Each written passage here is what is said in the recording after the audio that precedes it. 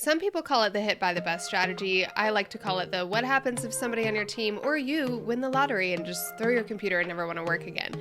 Today, we are actually talking about it in the context of maternity leave because selfishly, I'm going to be having my 5th in July. So I want to make sure that my team and I are prepared. But you are going to want to hear this episode because my friend Alyson, who is an ops and maternity leave expert, is talking to us about how to prepare the business when you want to take sabbatical or any type of leave and time away.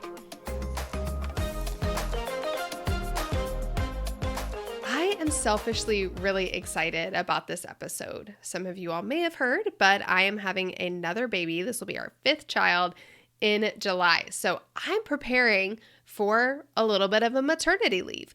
And as a self-employed business owner, if you will, I know how challenging it is for people like myself to take time away from work. And I'm sure many of you have thought the same thing. I can't have kids. Where's the income going to come from? What's my team going to do without me? Or maybe you've had a kid and you've had to work through what would be maternity leave. And then some of you, you're trying to create more space in your business. You want to be able to go away for 2 weeks. You want your team members to be able to actually take advantage of that unlimited vacation that really still ends up being 3 weeks because the systems in the business are not prepared for that person to leave. Well, this episode is for you as well. So even though we're talking about it in the context of maternity leave, this is a blueprint for building solid systems in your business to make sure that you are focused on your zone of genius and that you and your entire team can actually have rest and create rest inside of your cycle of business. Now, Alyson, she is a small business operations specialist. She runs operations agency and master maternity leave. She's so fantastic. She used to be in Nashville. She's not in Nashville anymore, but she's going to come back and visit me pretty soon. But what I love about her is that from her own experience as a mom who had maternity leave 17 months apart, she saw the night and day difference between her first maternity leave and her second, and now she's sharing the systems that she used to have a much more relaxed and a much better maternity leave with us. And that is what we're going to be diving into today. Alyson, I am so excited to have you on the podcast today. We're going to be chatting about all things maternity leave, but really you are a systems person just in general. So I know you can't have a great maternity leave for you or for a team member if there aren't good systems in place. So can you just give me a little bit of background, like what made you decide to focus on this? Because I know you have such a strong operations background. Well, Shana, I'm super excited to be here. So thank you so much for having me. And systems and maternity leave are totally my two favorite things to talk about, especially for self-employed moms. One time when I was Googling all the things I should do when I got pregnant with my first son, running my business, I was 3 years old at the time. I kid you not, the first result that popped up in my Google search for what do self-employed moms do for maternity leave? The answer, the highlighted Google answer from the most recent blog was self-employed moms are largely on their own planning their maternity leave. Kid you not, that's what it said. And cue like anxiety level midnight, right? It was just so interesting to me that a lot of us, especially, like post-COVID, lots of us work from home, lots of us have side hustles, lots of us are in positions where we're running perhaps some, high growth companies, and this quite hasn't been figured out. So my background is, like you said, in systems and operations, and I cut my teeth kind of being everybody's best kept secret, like Swiss Army knife behind the scenes. I was plugged into small teams, ones that were proverbially many hats, and I helped kind of declutter and organize some of the ways that they operate. So really say, all right, do we need to be doing this? How is this best serving our business? Is it really clear with our team exactly what we're expecting here, both in a, quality measure and in a production measure, right? Like how quickly we want this turned around. And I was really the one behind the scenes, rolling my sleeves up with my clients for years. And then I got pregnant with my son. I'm a natural operations gal. Like I always joke, like put me in the hole and I'll get something done. And it was after I'd had him, my first son, Frank, it was August of 2020. And there's this wonderful photo of the two of us, like me and my son, the very first picture that was snapped of the two of us. And we were in the hospital bed that we would stay the night in. So we'd moved from delivery into kind of the overnight area and love the photo. It's like me with super messy hair and birth was over. So I was like super happy. And, The picture that wasn't taken, the frame that happened just after, was I set my sleeping son down in the bassinet next to me and I started answering Slack messages and emails from my team because I had been gone for a little bit of the morning. It was like 7, 8 o'clock at that point, and I'd been super used to like getting up at the crack of dawn and working. And I was like, hey guys, had the baby today. I'll be back in meetings on Monday, kind of thing. And they were like, oh yeah, could you like send me a photo of your baby? Like, how is this going? And I remember in that moment feeling so proud. Like I was like in the front of my mind. I'm like, look how dedicated I am to my business. Look how easy this could all be, right? But in the back of my mind, I was like, Allie, there is no greater physical representation of where your priorities are right now than this very moment. And so honestly, I kind of felt like a crappy mom. I was like, I'm starting this off like really unintentionally and just thinking that I'm going to just make it work, and how blasé I was about all of it.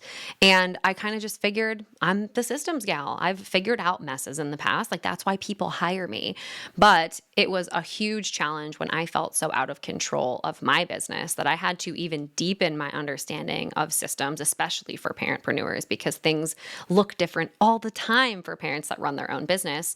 And ultimately, through the journey of then preparing for a second maternity leave with my second son just 17 months later, they were night and day different, Shana, like absolutely night and day different, because I was able to actually lean on the framework that I now teach moms to work on when they go out on maternity leave. And it provided so much more security for my family. My team was able to up level in ways that like, man, I couldn't even see for them at the time. I mean, they just stepped in so confidently and now have leadership positions in operations agency to this day. And had I not figured this out and, really was able to thrive through maternity leave, I don't know where my business would be. I might have closed down shop. Yeah, I completely relate to this because I have been the one who literally like has the newborn baby on her chest and is like picking up her phone, like, what emails did I miss? Whatever. And people being like, what are you doing? Stop. And I just felt a compulsive need to check in and to, provide strategic advice and not let go of the reins. So I love that you didn't just let that moment go by, that you looked at this and said, okay, this cannot happen again, right? I have to do something differently. You took your systems brain, your operations brain, and put it to work to be like, okay, how can I do this for myself? And then when it worked for you 17 months later with your second, you're like, okay, now this is a gift that I have that I need to share with the world, which I'm so grateful for. And so I want to dive in a little bit to this. And I want, as people are listening to this, I want them to think about it, not just for them, but also for team members. Because what I found, because a lot of my clients have teams, my clients aren't necessarily the ones having kids, but the key leaders on their team are. In fact, I was just in a client meeting earlier this week and I was like, where's Paige? And they're like, she had her baby. And you could just see the look of panic on their faces. They're like, 3 months without Paige. Oh my goodness, what are we going to do? So this is happening not just at the owner level, it's happening at the leadership level. So can you talk a little bit about what do you do when you as the owner say, we're going to start trying to have kids, or we find out we're pregnant, or a key team leader, tells you that they're pregnant? How do you start preparations for maternity leave at that point? Totally. I think if you are planning to have a family and you're running your own business right now, that is the cue to start to plan. And I know that this is coming from the planner, the keener. I am like natively in my nature, I'm a planner. But I think had I figured some of this stuff out a little bit earlier, I would have probably saved myself a ton of headaches. So the first thing you want to look at is how your business is set up, right? Are you an S Corp? Are you a single member LLC? That kind of thing.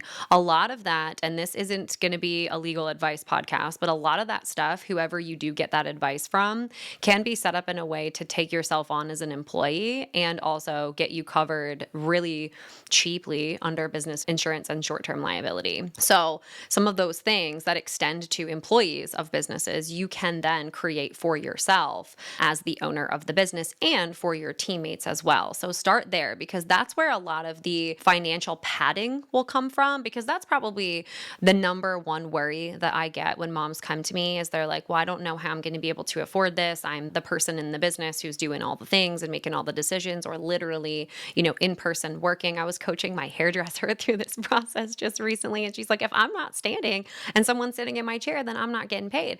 And so this can work for someone like that. And I worked with a 700 employee medical imaging facility on this. And they had at any one given time, like 13 to 15 women out at one time who were able to find the resources that they needed, get covered, cross-train, folks. So finances and setting that up and, your business insurance, making sure that things feel really comfortable there is going to be step number one. And then step number two is to start to centralize company knowledge as soon as humanly possible. Because I think everybody understands the quote unquote, like get hit by a bus analogy, right? Like all of a sudden somebody's unreachable. And I don't like how violent that is, but start to think about if everybody were going out on maternity leave tomorrow, right? If we were all supposed to be rallying behind this individual and excited for them and supportive of them, instead of making them feel maybe a little bit guilty because things are crazy and they're walking out of the business and just kind of leaving everybody in the lurch. That's probably, Shana, when you went out on your leaves, like why you felt the need to check in, because you're like, I love this team. It's small. A lot of things depend on me. And I don't want anybody else to not spend time with their families, right? Like that, it does it. At times it feels selfish. And I've had employees of businesses tell me that, right? If 1 out of 10 goes out, that's 10% of your staff. That's wild. Yeah, that's crazy. So first step is looking at the insurance and the legal stuff. So can you get that short-term disability or liability, whatever it is, insurance? Can you get that once somebody is already essentially pregnant, or will they be like, no, they're pregnant, so we're not going to cover you? Tough one. You'll have to ask an insurance agent about that. My opinion is that having short-term disability regardless is a good idea. And usually you can find pretty affordable policies. And this will happen like if, for example, let's just take my hairdresser as an example. If she were in a car accident tomorrow, which God forbid, right? Then she'd be in a position where she'd be covered under insurance for whatever that time frame looks like for what she's taking off to recover, she would then be making, right, in an average. So I think that is super, super important to note because it's additional, decreased stress, right, on the finance side of things. So I would say get short-term disability if you don't have it. Get it. I know that workers' compensation often covers some of that stuff. And then it depends on your state. So your state, like I know New York is super, super competitive with like on the cutting edge of benefits for self-employed moms. And so you can actually apply for funding as a small business owner through the state of New York. So check your state's website, see what they actually provide. And then there's other not-for-profits too. Like I know Nashville Entrepreneur Center. I'm super involved in there still. I used to live in Nashville for 4 years. They do grants and things for women who are expecting kids and running businesses. So it's really, really great what's available out there. The thing that I find is really challenging for moms is that it's the research piece, right? It's I got to go find all of these things and then also follow the steps in the sequence to make sure that my business is okay. So sometimes it becomes a little bit overwhelming to go really deep into, searching for all those resources on your own. Yeah, I can see that. But at least knowing where to start, what to start asking for, I think is helpful. And so step 2 is all about centralizing the knowledge in the business, which is at the core of operations and systems. And I love that you said, let's just pretend like everybody on the team is about to go on maternity leave, because there are other things that happen, right? First off, there's paternity leave. And I would say a lot of online businesses, they want their team members to be able to take extended vacations, but they're not set up to allow that. So a lot of businesses are doing this unlimited vacation, but then it has to get approval, and your boss is never going to approve it because there's no system in place for you to be gone for longer than a week. So what does it look like to start to centralize that information? Are we just talking about standard operating procedures, SOPs? Is there something else that people should be looking at? Yeah, there's 3 core pillars typically to being able to centralize your core knowledge. And I think a lot of people, especially small businesses, and they're growing and things are happening quickly and folks are adapting quickly, it's really challenging to pinpoint sometimes like exactly what we do every single day, right? Linearly, it changes based on circumstances. So building that muscle really early on is helpful. So the 3 things that I tell teams to get get in place, first and foremost, is your standard operating procedure library, right? The what do I do when blank or how do I do blank? The answer to that question needs to live all in one place. I call it the Google for your business. And your team needs to have access to that because they need to be able to be trained to self-identify what they need to do next. Because I know so many teams who have like the one person everything flows through. And if that one person becomes pregnant or that one person wants to go to Cabo with their family, then all of a sudden everybody's scrambling. And then there's a ton of weight and expectation on that one person to figure it out. Although by no fault of their own, they've just really tried to support the business. So what we want to do is we want to do at least overlapping time with what your task list looks like right now. So I usually use Loom. I'll literally just look at my day and I'll be like, what do I have on the docket for today? Do I have a standard operating procedure for this? Or can I get this off of my plate to somebody who is already on the team? This is great for owners. This is great for leadership level folks who also have individual contributors underneath of them. It'll make things more efficient and it'll also save you a little bit of money on the cost of your actual employee. Meaning that now to get tasks done in the business, if you're paying somebody, let's just say $75 an hour, if we can offload that to somebody who we pay like maybe $40 an hour, that's a win for the company, right? And we've got that documented so that if somebody does go out, then we could easily pick it up and run with it. So documentation or a central location is number one. Number two is projects. Really serious clarity on the timing of projects is going to be absolutely instrumental because let's just say, like Shana, in your case, you're going to go out probably in like July, end of July, and be out for a little while. And what you want to know is that your projects are in a position in your company that you don't feel like you're doing the bulk of the project work during that time, or you're needing to advise your team, right? You either want to be tying up loose ends or you want to be casting strategy for perhaps a new project that doesn't feel so cumbersome and overwhelming. And so if we can look at our projects at a high level, right? Let's just say if we plan for the quarter, really, really common, we can look at what internal projects exist in the business. And then also if you're a service-based company, right? What external projects look like from your client's perspective. And it'll give us some visibility, into what everybody's doing, right? And what might need to be picked up if somebody were to be out. So that's like a little bit more on the tactical level. The knowledge base is a little bit more on the research and resources level. But on the tactical level, you'll get a good look at everything that's happening in the business. And additionally, you can and should be creating more consistency around that so that if, for example, you go out, then you're not going to be in a position where you're leading projects and pushing things forward. Things are already in there and they're going to take care of themselves through automation and reminders and all of those things.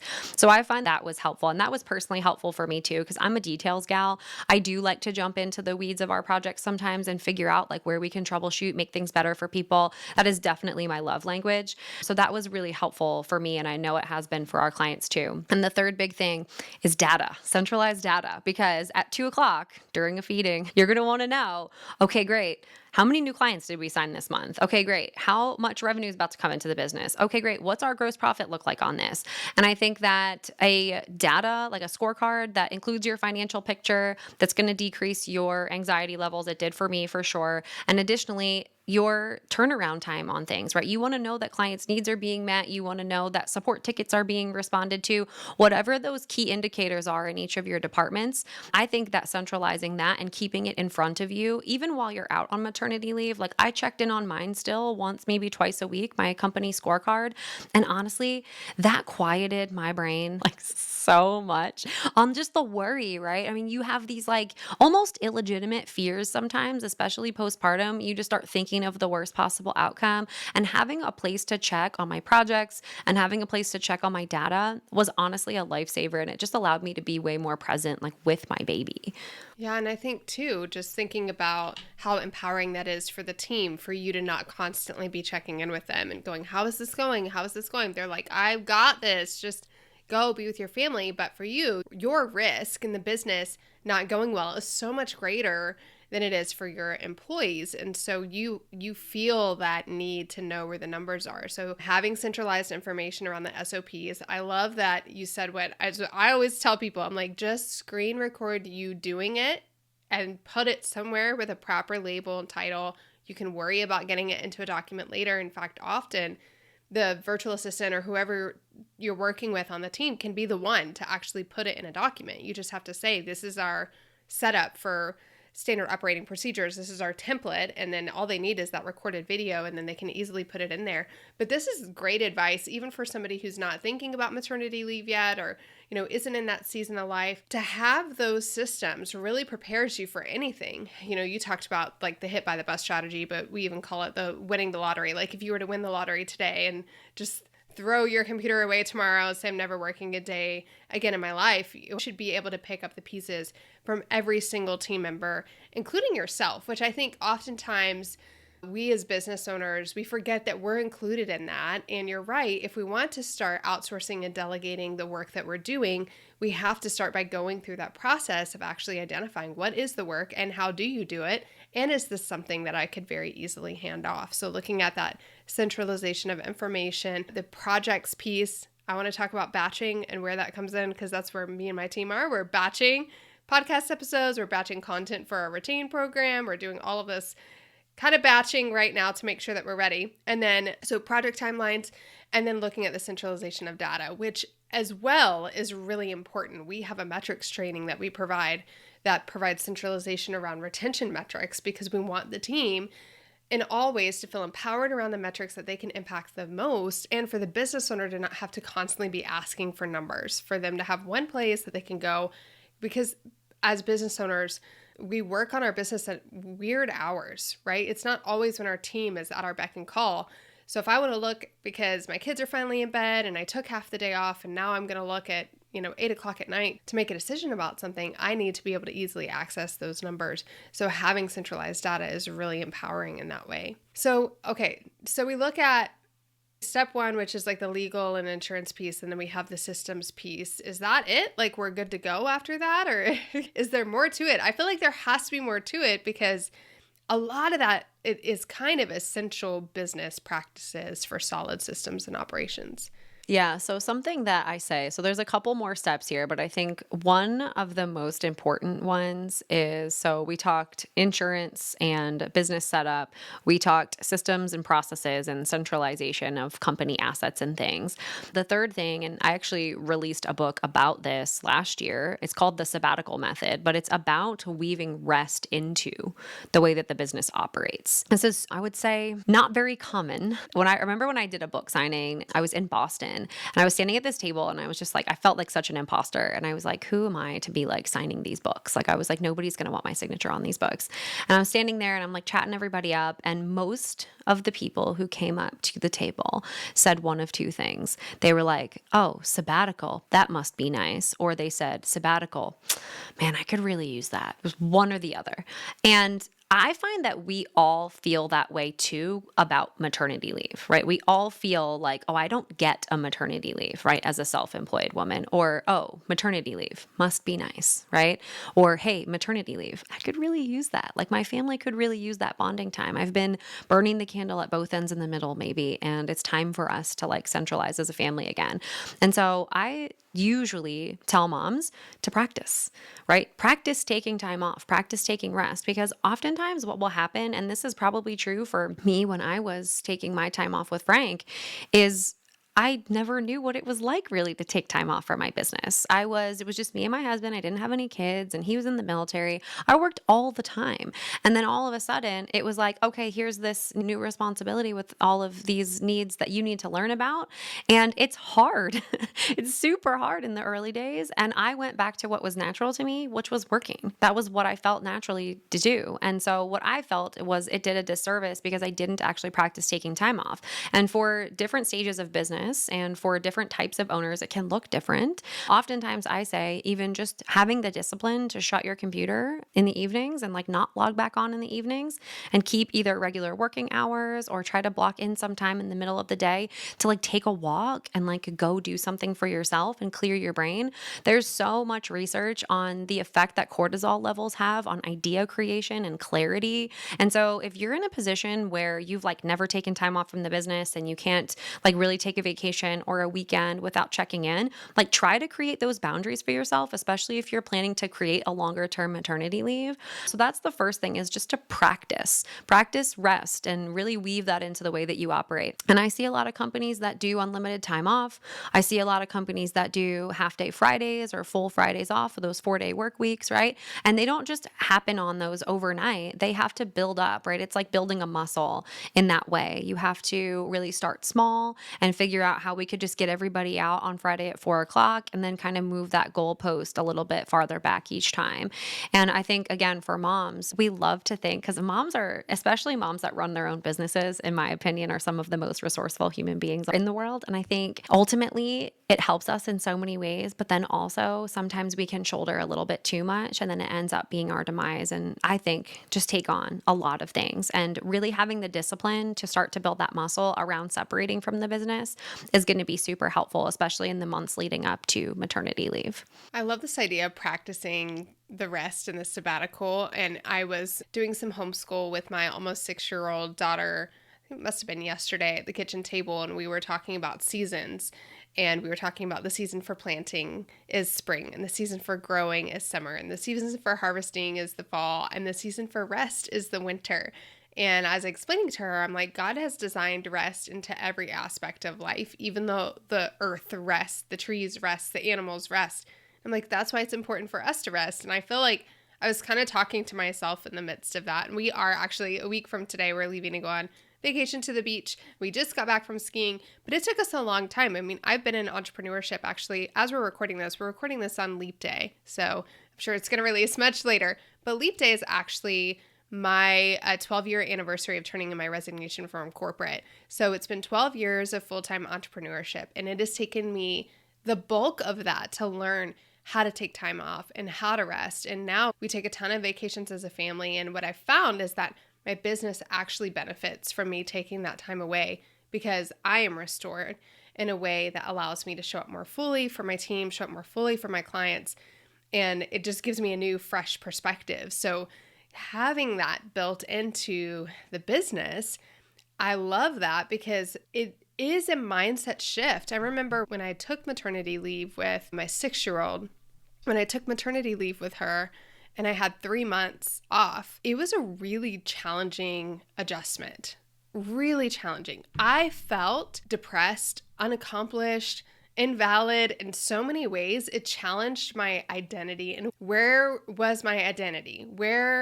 What made me feel valid and accomplished at the end of the day, right? And keeping a baby alive wasn't it. I needed something else to do. So I think getting into that habit and that practice and realizing like you are a whole person and you are somebody outside of your work. Your identity is not as, solely this business owner. And so what does it look like for you to live and exist and enjoy life outside of that?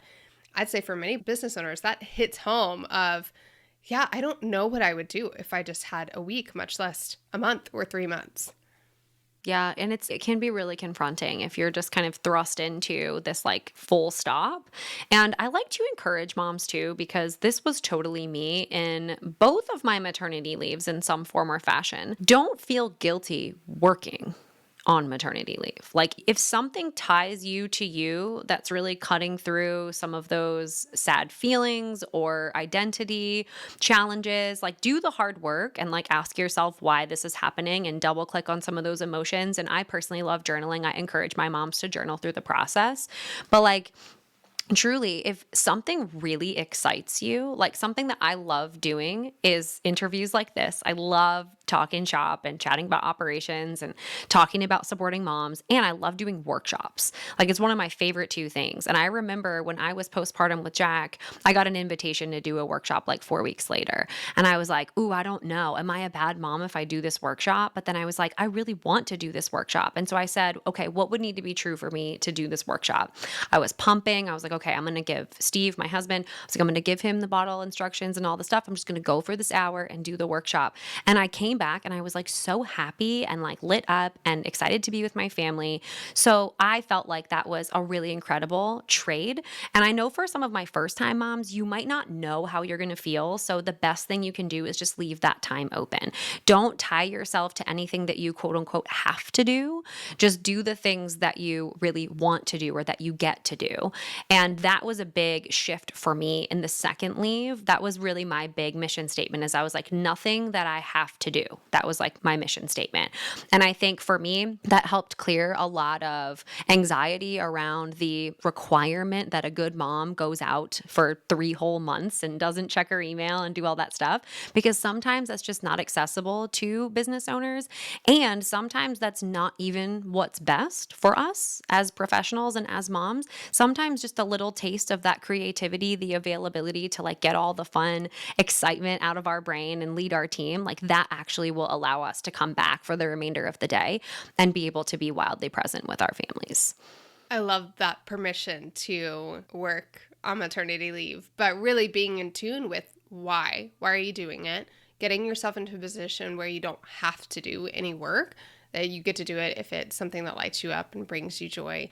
And honestly, I've had questions from clients and people inside of my group program saying, well, what are you going to do? Are you going to stop working with us? And I'm like, actually, I really thoroughly enjoy using my brain and being a part of what you're doing. And so we are building everything else in the business so that it doesn't need me, batching the podcast way in advance, batching emails way in advance. We are building all of the things that we possibly can to be prepared and done now, so that the only things I need to do are show up the 2 hours a week that I need to show up for the clients and customers that I serve, which I absolutely love doing. And yeah, there's going to be a couple weeks in there where we're building in some guests and, some fun things that they're going to benefit from anyways. But I have found that I can't go completely dark because I've done that before and it didn't serve me well. And so we've had conversations around what does it look like for me to hold on to the pieces of the business that I thrive in the most, that I love the most.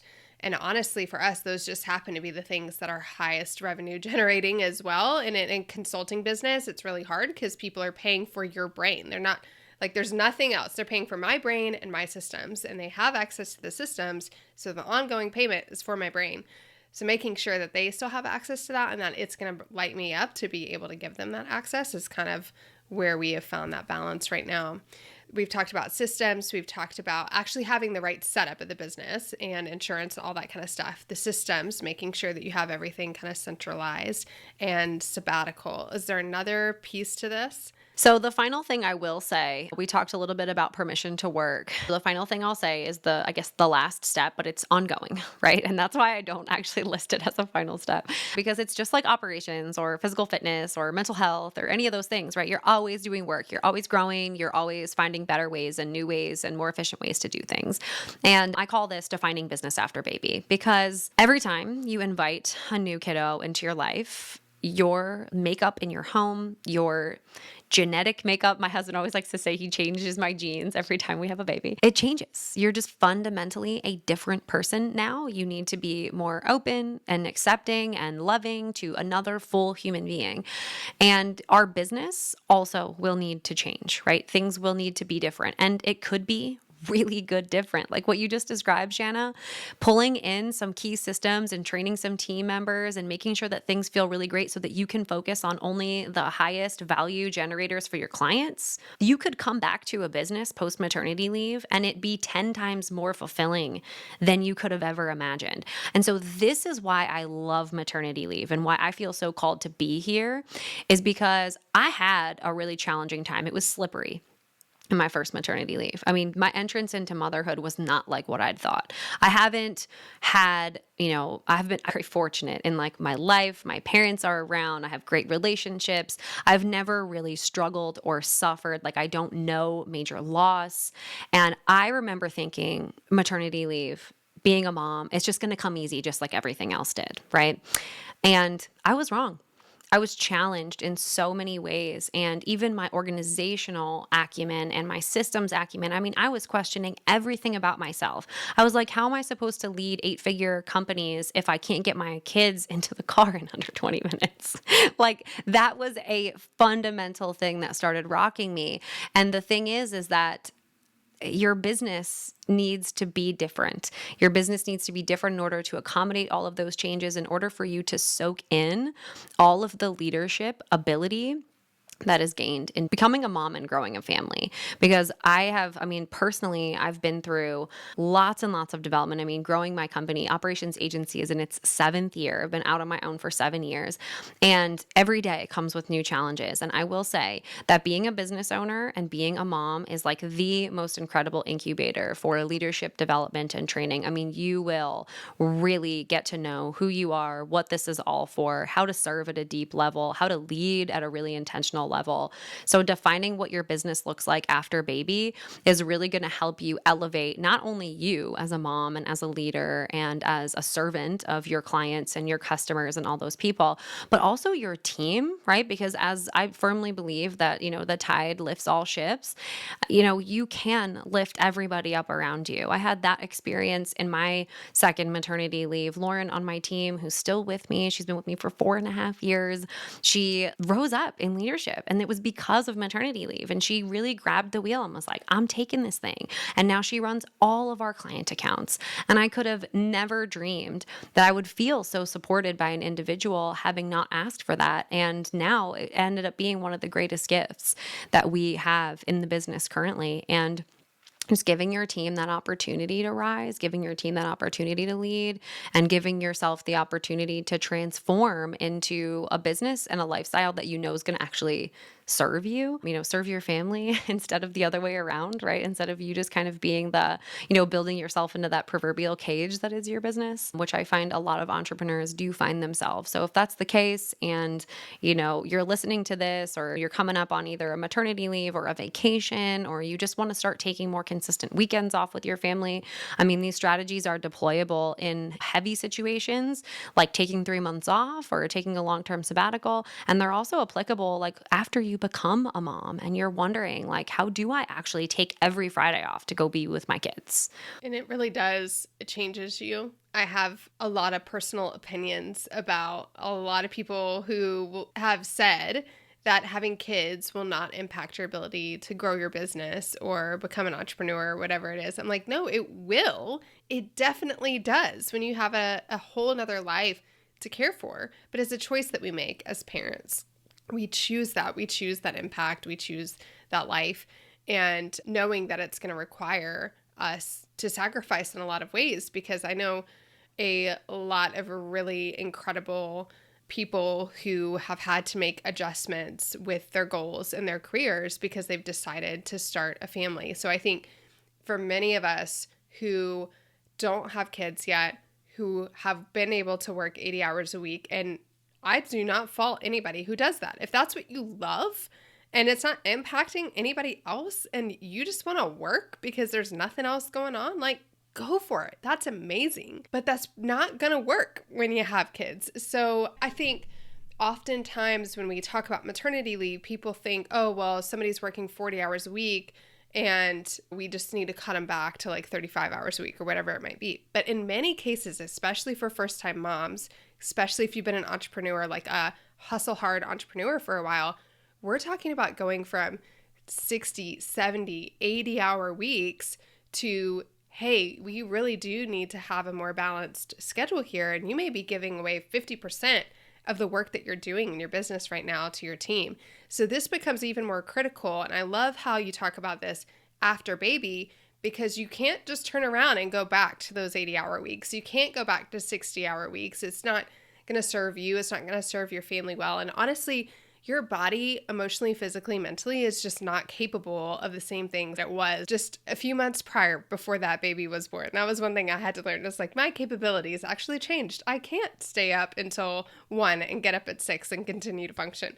So those things do have to shift. And so building these systems in preparation for maternity leave, I love how you talk about you're going to have team members who elevate, who show you what they're capable of, or they may reveal to you that they are not the fit for where your business is going. And that is good to know. It's fine to make those transitions when we realize a team member has reached their ability and capacity within the team, but now you require something more, and you can start thinking about who is that team member? What do you need?